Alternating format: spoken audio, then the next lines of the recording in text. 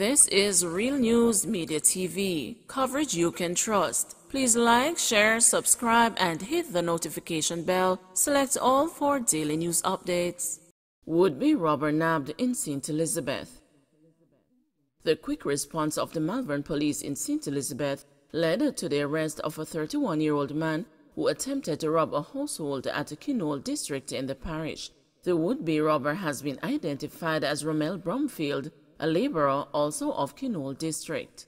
Reports are that about 12:30 a.m. on Sunday, July 3, one of the occupants of a house went into the kitchen and spotted the robber. She raised an alarm and he fled through the back door. However, the Malvern police quickly responded and the Bromfield was held shortly after. He was subsequently charged with burglary. His court date is being finalized.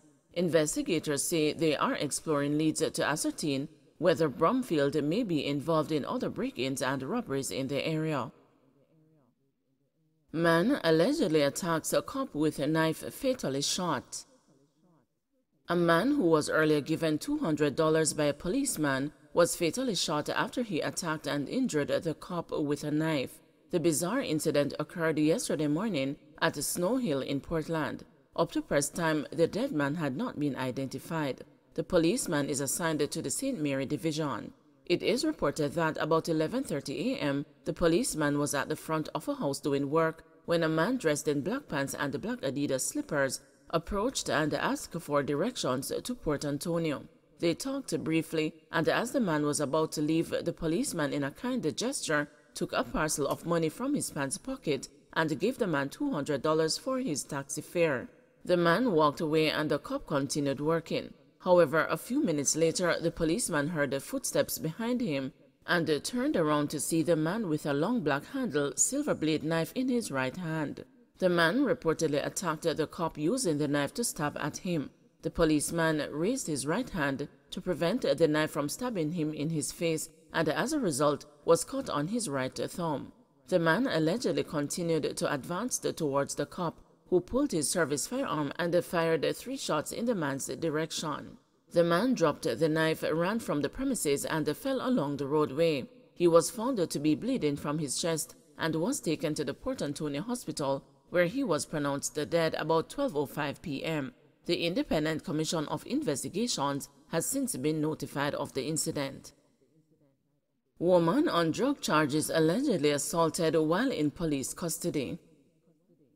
A woman charged with drug trafficking was reportedly assaulted while in police custody, her attorney told the Kingston and St. Andrew Parish Court on Tuesday.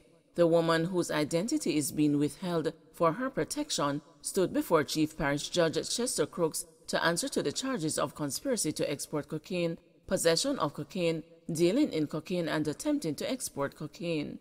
The allegations are that on Sunday, June 26, the woman attempted to board a JetBlue airplane scheduled to leave the island for New York City, United States. After going through the necessary security measures, an unusual bulge was detected on her person, court documents disclosed. A search was carried out where airport officials found 3 irregular parcels in her bra. According to court documents, it was later discovered that the parcels amounted to 2.5 pounds of cocaine. The woman was then questioned by the police and charged. However, the case quickly turned into a closed matter when the judge, upon the request from the woman's attorney, requested that both the media and other individuals slated to have their case mentioned were asked to exit the courtroom to allow the attorney who had made a bail application to provide sensitive details about the assault. In a bid to have the accused bail application denied, the investigating officer told the court that she was a frequent traveler. Before being asked to leave the courtroom, the news learned that a medical report concerning the assault was presented to the judge.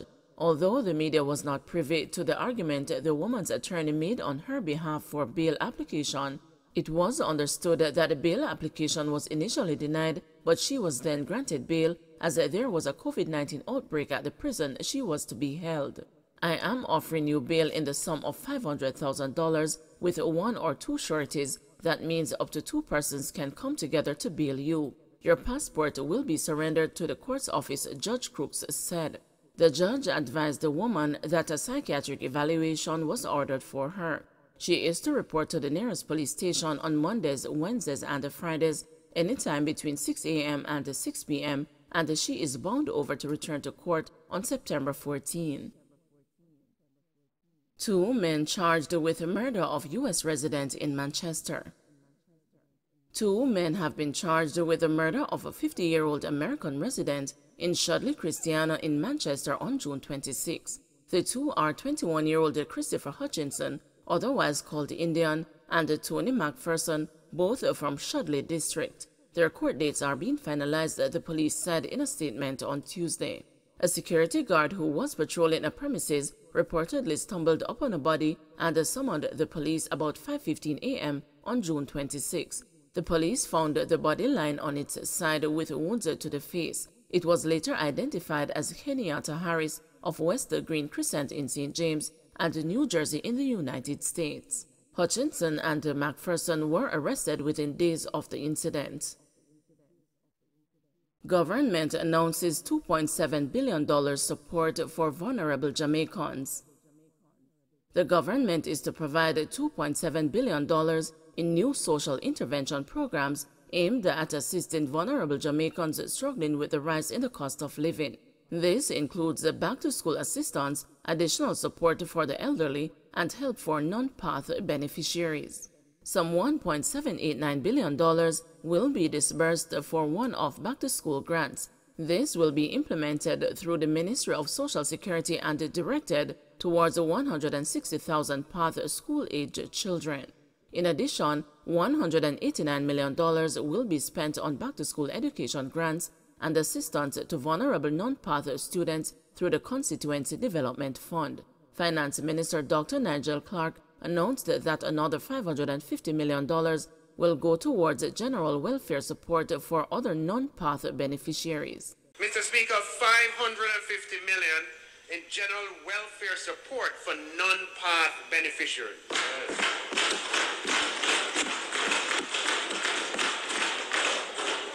And to achieve an appropriate diversity, Mr. Speaker, $189 million through the Ministry of Labour and Social Security, which has a particular targeting mechanism which is complementary to other modalities. And in addition to that, $189 million through the Constituency Development Fund for welfare and economic enablement activities. And Mr. Speaker, the municipal corporations, whenever we're doing these programs, we try to ensure they're included. So $70 million through the municipal corporations for welfare and economic support, which the Ministry of Local Government will manage and handle. And the $550 million, Mr. Speaker, also includes $52 million for the Poor Relief Department in the Ministry of Local Government. It's $750 million for an independence cleanup of parish capitals, of which $550 million will be allocated to the National Solid Waste Management Authority, and $189 million, the total is 11 million short of 750, apologies for that, 189 million through members of parliament via the Constituency Development Fund.